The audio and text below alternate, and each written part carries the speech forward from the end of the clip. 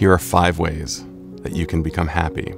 The first of which you've probably heard about, but I'm going to further unpack. Gratitude exercises.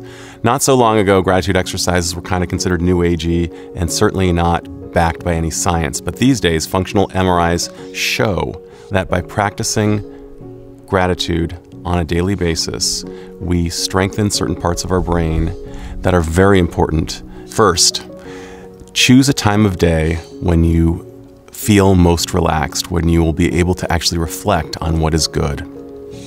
Second, when you think about it, it's a good idea to write it down, but if that's not possible, then close your eyes and really contemplate what you're grateful for. Ask yourself, why is this a good thing?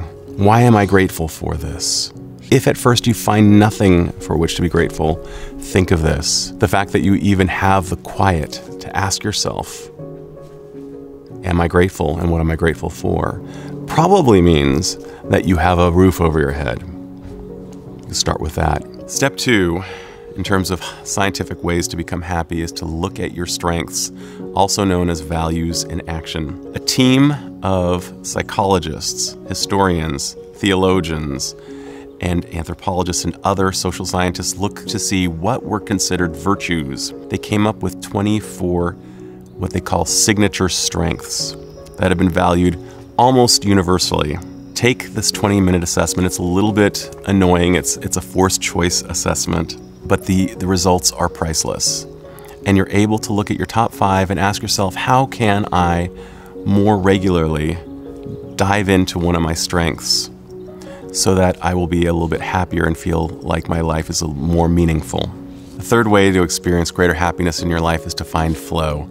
Flow sounds like an unqualifiable, unquantifiable term, but it's fairly simple. Have you ever noticed that sometimes time just flies by because you're so engrossed in what you're doing? You're probably experiencing flow at that moment. What that could also be called is the space that is both challenging and meaningful. You're in all likelihood doing something that's challenging to your brain or body and something that's meaningful to who you are as a person. Choose flow instead of the non-rejuvenative rabbit holes. Another way to increase your happiness is to look at your relationships. One aspect of relationships that will increase the likelihood of you being happy is deepening your connection with the people who matter in your life. An easy way of doing this is through a conversation. Oftentimes we spend time talking about nothing, and at the end of the exchange, what was talked about? Sports, politics, but did you feel more connected to the other at the end of that interaction? Probably not. Maybe a little, but probably not. A greater way of doing this is to be able to ask simply 2 things. What is incredible that is going on in your life? What's amazing? What's giving you delight?